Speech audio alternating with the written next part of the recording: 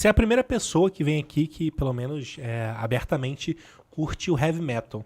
E aí eu tenho uma pergunta muito específica pra isso, aproveitando. Aproveita. Já que tu gosta muito de heavy metal, tu já tentou invocar o demônio? Não é isso, não.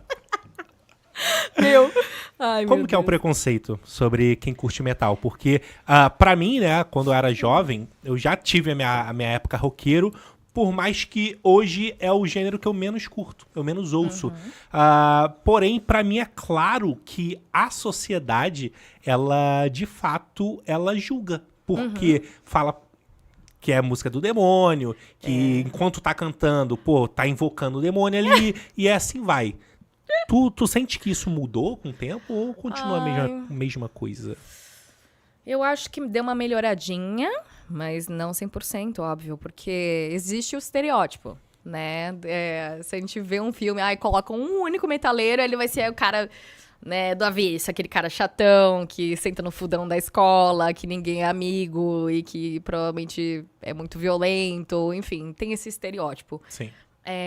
Que nem os góticos também, né? Tipo, vão caracterizar ele muito como uma pessoa emo, quase, né? Assim, aquela pessoa que não fala com ninguém. Muito chorona. Muito chorona, que é muito na dela, que é muito Wandinha, digamos assim, né? Sim, quase esse estereótipo, assim. Opa, e que não é ruim. Mas... eu acho que esse preconceito vem exatamente da pessoa que não conhece. E da não aceitação do outro, porque não é porque você não gosta que tem que ser errado, sabe? Eu, por exemplo, sei lá, eu não gosto de sertanejo. Feminejo até gosto, acho que é até bom, bem interessante. Mas sertanejo, sei lá, eu não gosto, não é porque eu não gosto de sertanejo que eu vou ficar, tipo, super contra, vou ficar falando mal, assim, sabe? Ou vou ficar botando esse estereótipo nas pessoas do sertanejo. E, de novo, eu acho que é uma coisa muito boba, que é passado de direção em direção. A gente aprende a ter certos medos, e eu acho que vem muito daquela questão da culpa católica. Eu vim de uma criação católica, enfim, eu lembro de ter medos, por exemplo, de bode. Por que eu vou ter medo de um bicho, sabe? É um bichinho tão fofo, sabe? Então, só porque tem chifre. Aí, quanto que isso é associado ao diabo? Aí você fica, putz, ok. Aí você vai desconstruindo essas coisas. Ter medo de escuro, ter medo de... Sei lá, essas coisas que passam, a gente nunca reflete o porquê que a gente tem medo de certas coisas, né? Tá só enraizada ali, tá lá... crença, né? Totalmente em relação à crença. E às vezes você nem precisa ser católico, mas tá tão enraizado essa questão católica, até no Brasil mesmo, socialmente, que a gente fica com esse medo, né, do pecado, das coisas feias, das coisas perturbadoras, ou de coisas que remetem ao suposto demônio. Então, óbvio que uma pessoa ouvindo uma gritaria, pela primeira vez, que se você escutar um death metal, a pessoa não vai entender nada, cara. Não vai entender nada, aquela coisa super rápida, vai falar, que é isso? Que coisa horrorosa. Mas não, tem toda uma beleza, tem toda uma técnica, tem toda uma força, uma potência no death metal que é super bonita. Aí tem o black metal, que é um pouco mais ligado, aí sim, as coisas do diabo, né? Se for parar assim. Mas não é em relação ao diabo, mas as crenças não católicas, exatamente. Aí é uma vertente que veio falando um pouco sobre as crenças mais pagãs, ou crenças mais antigas, né? E de uma liberdade de expressão muito grande e muito bonita também. Black metal, o nome? E aí é um pouco mais pesado por conta disso, né? Porque aí envolve, sim, uma questão um pouco mais religiosa, digamos assim. E não necessariamente, às vezes é realmente só falar... Tem black metal que é muito ligado à potência da natureza, né? Tem muito norueguês que fala sobre ali a questão da magia da natureza, desse contato da natureza, etc. Que às vezes a gente até esquece que a gente faz parte, né? Sim. E então tem que estar mais ligado a isso. Principalmente morando em São Paulo, que só tem prédio pra todo lugar, né? Nem fala. E aí vem dessa estética, assim, aí sim que vem aqueles corpse paint, com aquela maquiagem toda do olho preto, assim, sabe? Com a cara branca. Aí tem esse tipo de estética nessa vertente.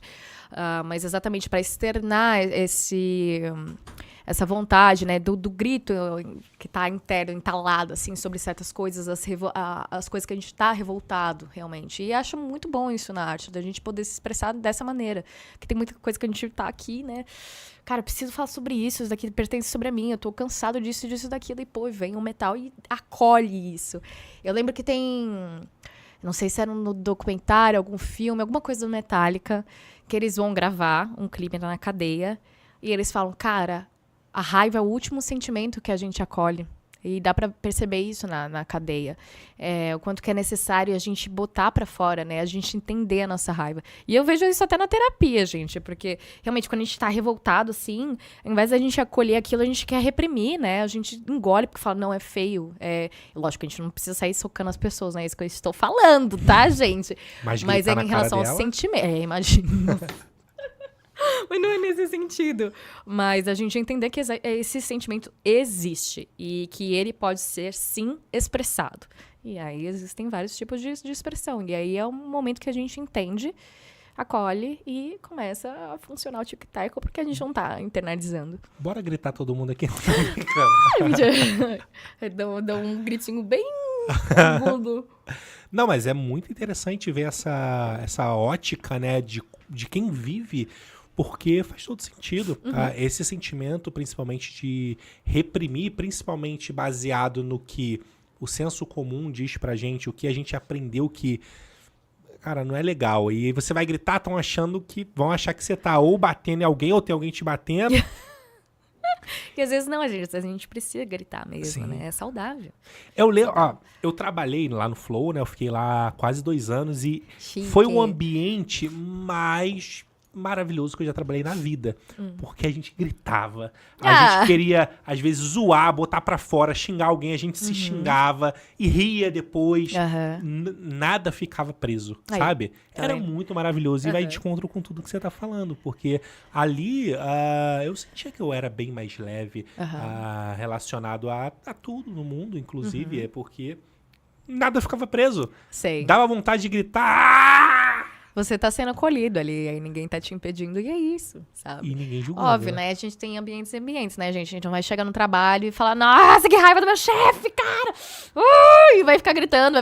Não é isso, né? Mas você vai pra uma terapia, você vai pra sua esposa, ou você vai em casa e externa isso de alguma maneira, né? Ou gritando no travesseiro, ou falando, ou realmente às vezes a gente precisa xingar, cara. Eu não entendia isso. Pra mim, até xingar em pensamento pra mim era uma coisa, tipo, que não podia acontecer. E depois que eu comecei a xingar as pessoas, mesmo, eu chegava às vezes pro meu namorado e falava, cara, que cara escroto, mano, ele fez isso comigo, é um absurdo, não sei o que, não sei o que lá. O alívio que é, né? Tipo, pelo menos você poder botar pra fora. Nossa, gente, eu recriminava tanto isso em mim. E é daquela minha parte boazinha, sabe? De achar, não, a pessoa fez isso porque ela tá tendo um dia ruim. Não, eu que dei motivo mesmo. Não, peraí, gata, não, calma aí. Não, você tem o seu motivo pra você estar assim, calma aí. Enfim. E o metal também tem essa coisa, né? De esse estereótipo só de coisas violentas, e muito pelo contrário, existem várias vertentes. Gente, o power metal, ele fala sobre deuses, assim, tipo, fala sobre lutinhas de espada. Eu sou meus amigos que eles são metal espadinha, enfim, que falam muito sobre isso. Coisas medievais. Tem um metal, tipo, que fala de coisas mais filosóficas. Tem metal que é puramente, assim, mais técnico, mais sobre, realmente, instrumentos. Então, você vai achar a sua vertente ali. Tem até um metal, o hard rock, né? O heavy metal mesmo, também lá no início, tem suas letras falando sobre mulheres, né? Falando sobre diversão, sobre sexo, assim, sabe? Então, você vai ter sempre uma vertente sobre alguma coisa. Mas você pode reparar que é sempre algo oposto ao quadradinho que a gente tá sempre sendo botado, né, socialmente, aquela coisa normal, o conservadorismo. O punk veio muito revoltando sobre isso, né? Literalmente aquela coisa do jovem que sai de casa, aquela casa conservadora que não acolhe a pessoa como ela é, o que ela pensa. O punk, ele sai de casa, ele externa isso com os cabelos, as roupas.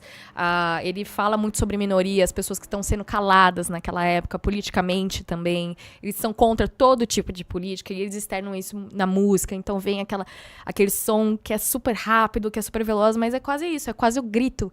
Aquele hino que tá aqui dentro, que precisava externar. E esse acolhimento do movimento punk, as pessoas juntas ali, imagina o quanto que elas não estão nessa sensação de liberdade, né? Com Estando certeza. assim, expressando quem são, sem ter alguém pra julgar ou pra tirar. Não, imagina uma pessoa chegar e falar pra você: você tá horroroso com esse cabelo, essa roupa, não sei o quê. Não, você tá sendo ridículo, isso aqui não Tá tem me nada a ver com. esculachando? Então, você imagina uma pessoa te esculachando desse jeito. Não, eu não sou eu te esculachando, eu estou brincando.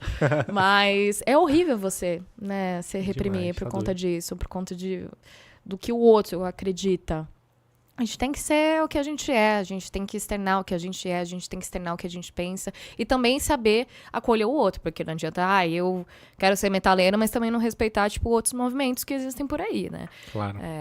Você tem a sua liberdade, o outro também tem a sua liberdade, não é porque você vai brigar pelo seu, você tem que diminuir o outro, eu acho que não é bem por aí, enfim. Qual é? Tu curtiu o conteúdo que tu acabou de assistir? Então deixa teu comentário aí, curte e compartilha com teus amigos pra geral ficar no hype. Não esqueça de seguir @HypeTalksBR em todas as redes sociais. Valeu? Tamo junto e até a próxima.